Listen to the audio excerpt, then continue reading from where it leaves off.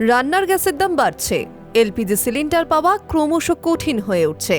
যুদ্ধ পরিস্থিতির আবহে সাধারণ মানুষের রান্নাঘরে তৈরি হচ্ছে নতুন সংকট। আর ঠিক এই সময়েই বিজ্ঞানীরা কি খুঁজে পেলেন এক নতুন আশার আলো? আজকের এই প্রতিবেদনে আমরা জানাবো এলপিজির বিকল্প হিসেবে উঠে আসা এক নতুন জ্বালানি ডাইমিথাইল ইথার বা ডিএমই আসলে কি? এটা কি সত্যিই ভবিষ্যতের রান্নার গ্যাস হতে পারে? এলপিজির দাম ঊর্ধ্বমুখী, তার সঙ্গে যোগ হচ্ছে সরবরাহের অনিশ্চয়তা। সাধারণ মানুষের প্রশ্ন, রান্না চলবে কিভাবে?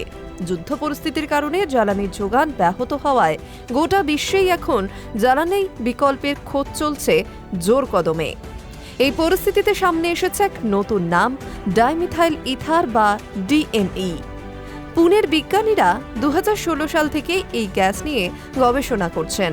তাদের দাবি, এই জ্বালানি হতে পারে এলপিজির বিকল্প। কিন্তু প্রশ্ন হলো, এই ডিএমই আসলে কি? ডাইমিথাইল ইথার একটি জৈব গ্যাস যা তৈরি হয় মিথানল থেকে। এটি বর্ণহীন, সহজে তরলে রূপান্তরিত করা যায় এবং সবচেয়ে গুরুত্বপূর্ণ, এটি পরিবেশ বান্ধব। এটি জ্বললে নাইট্রিক অক্সাইড বা সালফার ডাই অক্সাইডের মতো ক্ষতিকর গ্যাস তৈরি হয় না। তাই একে বলা হচ্ছে ক্লিন বার্নিং ফুয়েল। ভাবুন তো, একটি গ্যাস যা এলপিজির মতোই সিলিন্ডারে ভরা যাবে, পাইপলাইনে পাঠানো যাবে, কিন্তু দূষণ করবে না।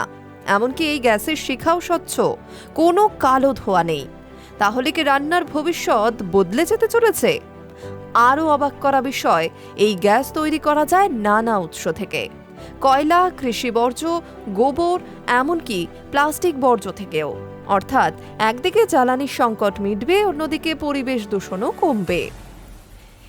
এটা কি তবে দুইয়ে মিলে এক ঢিলে দুই পাখি? শুধু রান্নার গ্যাস নয়, ডাইমিথাইল ইথার ব্যবহার করা যেতে পারে ডিজেলের বিকল্প হিসেবেও। শিল্প কারখানায়, যন্ত্রপাতিতে, সব জায়গায় এর সম্ভাবনা দেখা যাচ্ছে। তাহলে কি ভবিষ্যতে পেট্রোল ডিজেলের জায়গাও নিতে পারে এই গ্যাস? এখনো পর্যন্ত প্রতিদিন প্রায় 2500 কেজি ডিএমই উৎপাদন শুরু হয়েছে। বিজ্ঞানীরা ভাবছেন এলপিজির সঙ্গে 20 থেকে 25% ডিএমই মিশিয়ে ব্যবহার করা যেতে পারে। ইতিমধ্যে ফিনল্যান্ড ও ঘানার মতো দেশ এই প্রযুক্তিতে আগ্রহও দেখিয়েছে। কিন্তু প্রশ্ন রয়ে যায়, এই গ্যাস কি সত্যিই সাধারণ মানুষের রান্নাঘরে পৌঁছাবে?